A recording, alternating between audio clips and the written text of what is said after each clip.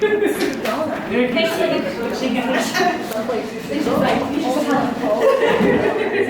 that's not a good thing. But there's plenty of time for you to actually do more chatting there. So I have another card. All right, handing you my heart. So this one, the subtitle is Silences in the Spaces Between. And so that other one was written all within the same month in 1999. This one was over many years. For the first couple of years, I wasn't really in touch with my ex, and then after a couple of years, he kind of showed up again. So it kind of covers. And then there was kind of like, you know, that awkward open door thing that you had, like, will they, won't they, oh, you know. So anyway, the photo on the front is by Adam Sword, who I knew at the Beat Coffee Shop, and he is now a tattoo artist. So Tommy said it looked like it was a heavy metal album cover, and so that's probably fitting. Well, that, you know, the cracked up hand, or I mean, it kind of fit the brokenness I felt, and how. I don't remember what direction I gave him, but I think I gave him this first poem that I'm going to read, and was like, right at. That wasn't a pejorative critique. No, he didn't mean it. He likes heavy metal covers or whatever. I'm just saying. And you can get Adam's art on your body, even those pictures. Anyway, this is the first poem before the table of contents. I wish you knew, oh, how hard it is to. Oh, it isn't hard. No, all I have to do is think of how much. And you know, I don't like the phone all that much anyway. And I would hand you my heart, shard by shard. Who wouldn't? How can I respect this unrealistic goal of our friendship? I am the fragile superwoman, and that is something I can't accomplish. Not because I'm selfish, but I'm human, and I love you. It's got the whole world in its hands. It's got the whole wide world in its hands. It's got the whole world in its hands. It's got the whole world in its hands. I'm going to read a few from each of the first couple sections, and then I'm going to read them all from the third section, because apparently it turned out that's my favorite. So, this is that first one. In the section 1, first and after. It's called The Hole. You and I dug a hole together, a hole in the yard of my soul, and filled it with our love, a sweet love pot. Then somehow, the sun shone too brightly perhaps, or a mystical wind blew on our waters perhaps, and our love evaporated. Now, I am left with this huge hole. It sits in its yawning emptiness and looks at me. It is in my way. If I'm not careful crossing my soul yard, I fall right into it. And it's deep, deeper than I knew to predict. I'm tired of falling in it, tired of looking at it. And I wish I could close my eyes, those windows, because people look in and they see this hole and they see me in it. What I need is a shovel that will help me throw forgetful dirt to fill this hole, so I can pretend our love never existed. Only you took the shovel we used when you left. You found use for it soon enough. I wish you had let me bury this before you dug a new hole. I wish the sun, the wind. I wish so many things. I wish I could tell you any of this. And I wish we had never dug so damn deep. Wish I could make the soul itself evaporate inside me. Wow, that's good. Thank you. To be the comforter. I am taking my sadness bundled in a backpack, 10 blocks over to share with a girl to let her know she was not alone. I did not know the strong arms you would give me to bind up the brokenhearted, to comfort them as they float in the wake of my own broken hearts. The picture there is really cool. My friend Corey Kaufman from college took that. He's also making. He's also a photographer. He has a whole site and stuff. Giant dog of passion. Will I be damned if I admit how utterly engrossed I am in waiting for someone to touch me in these deep, unhealed places, or rather freed from it by virtue of my honesty. My guts are still hung hooked, raking up the butcher's cleaver with cloths, and I want them back. Quite truthfully, I would not mind them replaced, rehabilitated, and refashioned similar to their state before the invasion. I was quite able, for a few moments, to make the sacrifice, to go without what I could not imagine existed. And yes, I died 1,000 deaths, giving up the love that came to me as persistent as little waves on sand, taking me piece by piece, a few grains at a time. I gave it up every day. Every day it returned to claim more of me. But now, oh, the bitterness, the bravery it will take to forge ahead, speaking only these words, not my will, but thine.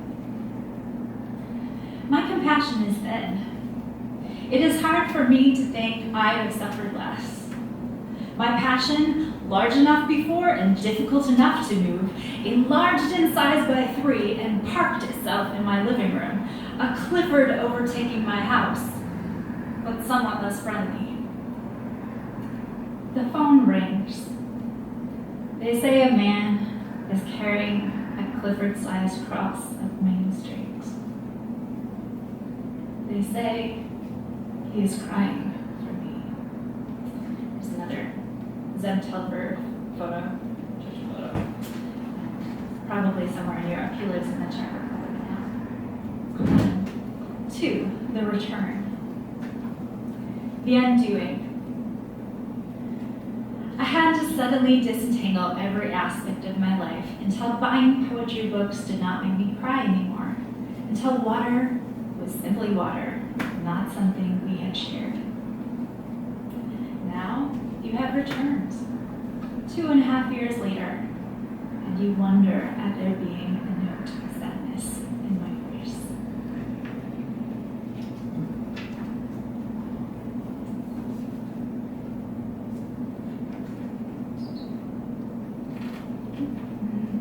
Jumping along. Okay, jealousy and value to me. I envy you. My standing complaint against you is this. I feel you have had what I have not. You are not as lonely as I, because your memories are recent, and mine have passed. My affections are not true of late, but those of a starving beggar, who will even steal, if need be, to eat. What betrayal, that you return not full of dreams of me, not a comrade lover, but a stranger, willing to be held at a distance. You are calm and remote, and we speak as from opposite sides of a ravine, where the ground has caved to separate us. Even if you screamed to the sky, my dear love, and asked some eagle to carry your message to me, even then Your words will not reach me. Even now, I am drifting off to sleep. Editing seems impossible, and the seams is spelled S-E-A-N-S. I missed my bus stop this morning, buried in your book, traveling along the lines of your mother's face and my love for a family I only know through your stories. When our engagement was broken, I recall the sensation of losing a family as well as a lover. In Chicago, I swam in a mountain of tissues, only a few miles from seeing their faces. On Monday, I began to submerge myself in the poems, to lose myself in working feverishly to help you perfect this work, to introduce you to the world to you. All my suggestions are scribbled as tentative questions, my sensitivity fueled by my memory of our last Valentine's Day, the only Valentine's Day I've ever spent in love. It was the stage of our first arguments over hyphenations and grammatical constructions, what a poet can and cannot do. Over a table a week later after a poetry reading, you were in agony, could not dissociate my corrections of your spelling with the disapproval you felt your father frowned down upon you since the age of 30. I am not your father, nor am I your lover, and the time is past when I could soothe your ruffled feathers with kisses. I am regretting the 6 poems I sent you this morning. I am regretting asking for and accepting this assignment. Some hand somewhere is stitching us together again, and the seam ripper is never far off. I am weary of the pain. I am tired of loving you, and I thought I had forgotten that. Those last ones were from, I don't know if I said they were from The Return, from the subtly distant table. Anyway, 3, the final end, and these are the poems from that section. My one great love, you are my curse, the one no one will ever live up to. I will never love anyone as I loved you, not even you. Steal your heart. Steal your heart before it is stolen. Break the vow before it is broken. Call all the stars in heavens to account. Put the doves away, the magic's at an end. Let the little princes watch the roses black, black to match the night, empty the chill air of all their memories, and forget. Forget bedtime stories, lakes, cakes, kisses behind every closed door in every open square, pregnant silences, dreams of distant cities.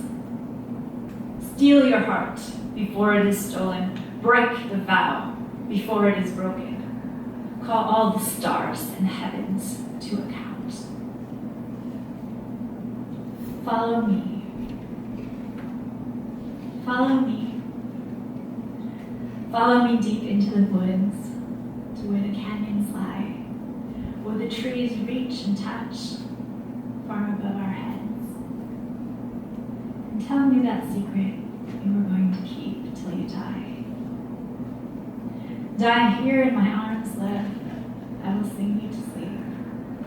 I will sing you that song the trees and rivers keep. I will sing you that song. I will sing you to sleep. Till the birds fall silent in the end, and we mourn together the setting sun. This nothing. I won't.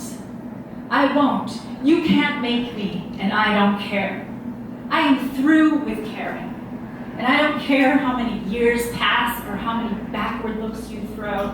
I won't be caught in that trap again. There until it snaps. There until I starve of missing you. There's gotta be a home somewhere where you aren't. Don't follow me, saying nothing. There's nothing I can do with that, except send the nothing back. I wish our nothings weren't so heavy. I can't carry anymore. Anything so heavy as this nothing is. And this next one's from a dream. The agate press. What strange bedfellows are we? You in your bed, I in mine. I count my dreams as merely stories. What is, what was, what I wish would be. No prophecy embedded in these. The back of your chair faces me. I am busy picking the clothes off the floor. You speak in scriptures, near me, not to me. In camp on the hard wood on the dresser, in your sleeping bag. See if I care. So we're here, are we? In the room of my childhood? It seems we have been here for years. You have been watching me change in silence. How naked have I been in front of you? This bothers me. You think I will tire of this arrangement. You think I will give in and love you as once I did. But I am safe here. The weight on the stone heart will only press my fears into agate beauty.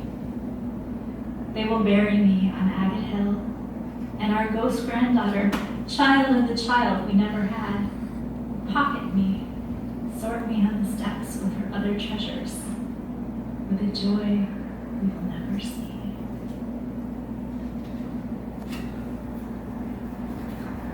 Concern a blow.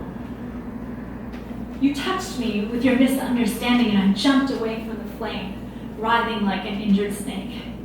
In my pain, in my distortion, you did not recognize me and backed away. I remember someone once with whom I had the same experience, only I was the misunderstanding one, and I managed to soothe the savage beast. He saw, I know now, my concern for him, and that I did not love him, not as he wished to be loved. And so it was with you. Can you not see that I'm concerned, you said in anguish, and yet your concern was the blow, too weak a substitute for the love I missed, and evidence against your knowing me better than anyone else. I disappeared without resolution. There was another who had made his retreat back through cyberspace in an exit similar to my own. I was bewildered. Why leave an argument in the middle? Except I see now, in the face of unrequited love, returning to harmony is less comfort than torture, and almost but not quite respite, like being tied to railroad tracks, alive, but hearing the engine approach in the distance. Oh, let me die now, my love, and feel no more. Not listen to the whistle nearing. Let me resign myself, never to hear your voice again, never to hold your hands, never to hear the screen door shutting behind you, marking your coming home. I'm in love with someone who's as yesterday is, and yesterday keeps seeming farther and farther away. Those tracks are a Corey Kaufman picture. Misconnection. I'm looking for a poet. Now you can sing to me all night, and you will never get to that crevice where the poet got wedged between my ribs and breastbone, all my life pumping through him as if he is the organ I cannot live without. You can count the months we had together on your fingers, and the lifetime we promised on one. But the problem is, it was the only one I had. Last poem. This is the last poem for you. The great door has shut with a clang, I on the inside, you without, or perhaps the other way round. Either way, it is perhaps another 60 years before our paths cross some shady afternoon in heaven. You brought me back to God, to Christ, you wrote, and And that is monumental. And that is my legacy in you. That and my river of bitterness. That and the heart I took from him and gave to you despite my best efforts to do otherwise. Blinded, stumbling angel for 7 years wandering, unaware the task was done. You would argue it is different, that he had captured me so completely you could not rival my love or my love. You had to cut the anchor to keep me from drowning in the storm.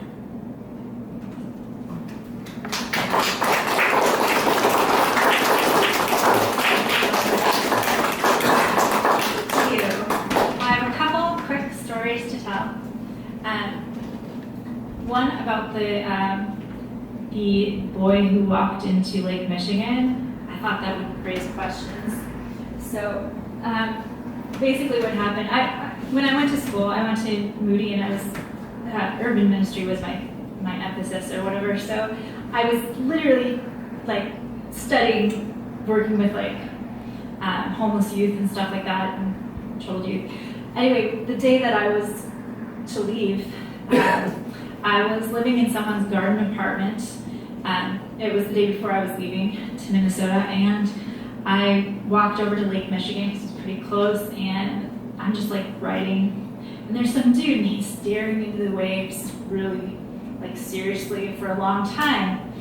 And because that's usually me doing the weird thing that, I didn't like pay attention to it, I was just like, oh, weird guy staring into the waves. I mean, when you live in a city, there's always something weird around you, so it's not, you don't really take that much of a notice. So I'm like, doing my writing or whatever. And then I look up, and I'm like, that's not good, because I see he's like walking in fully clothed. I mean, he had like, shoes on, jeans on, he was fully dressed, and he had just walked straight into Lake Michigan, and I was like, that's not good.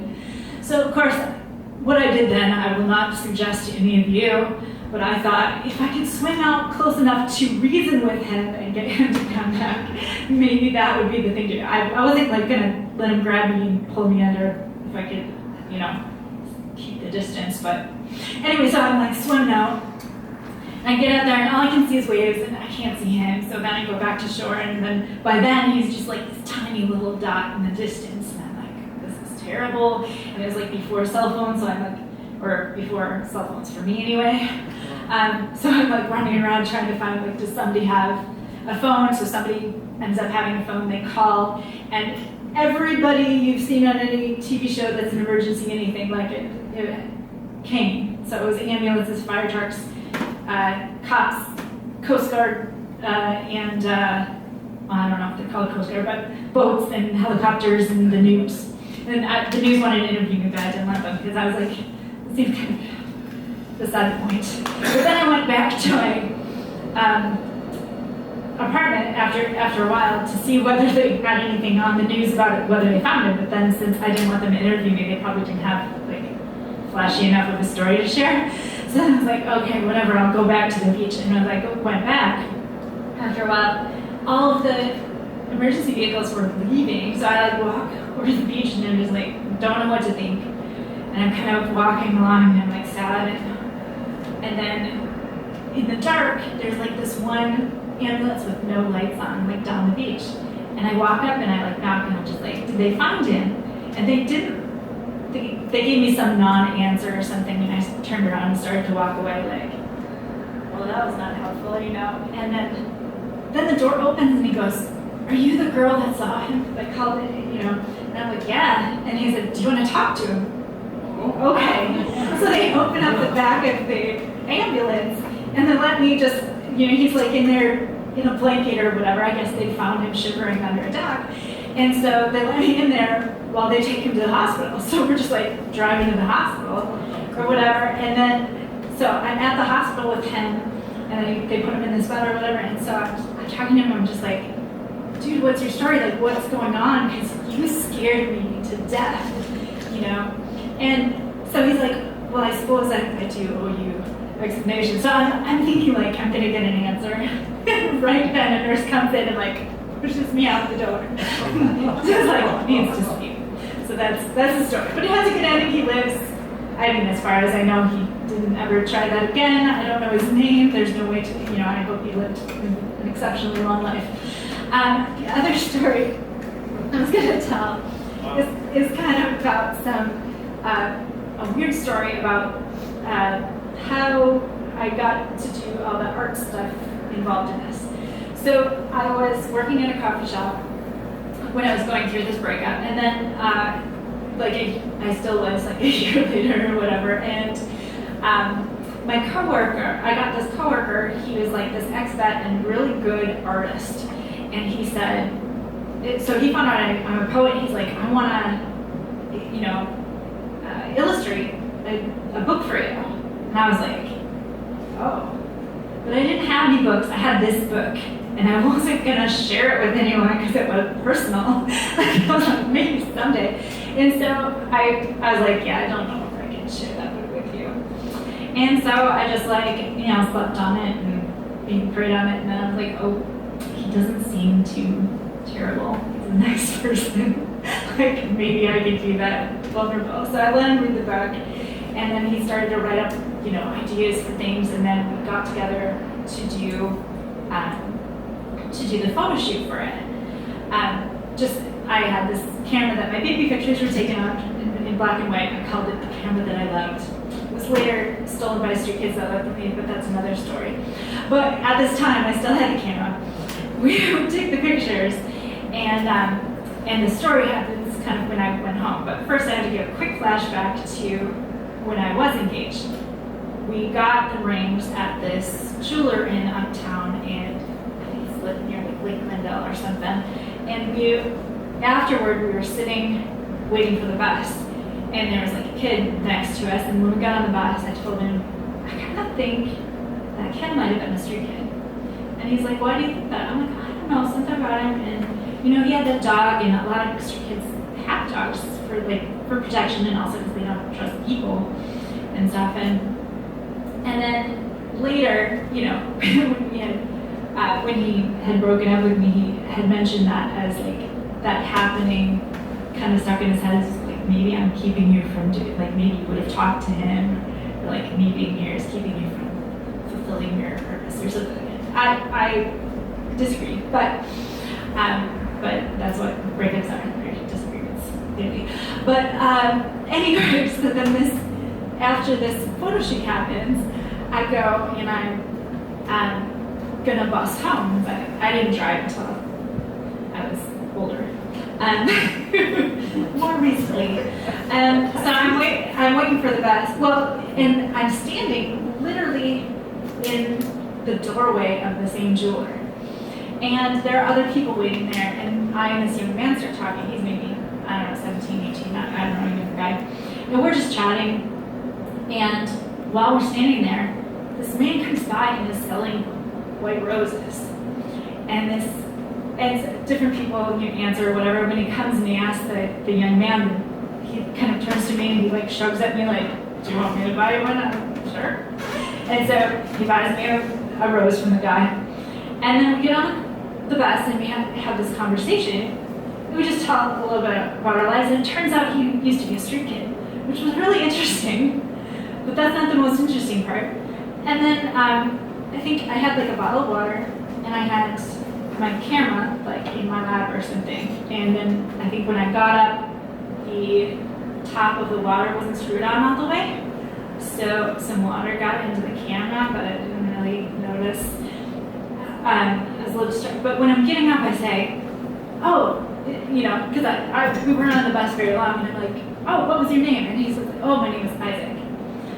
So some of you have these things, probably not many of you, but I had this code word, Isaac, it means he makes you laugh, in the Bible or something. So I was like, that's code word for whoever I end up with, kind of thing. So it was really weird that in the same place that had a link to why I got broken up with, possibly, I would run into a street kid and he would buy me a white rose and his name would be Isaac, and then I'd come on my way.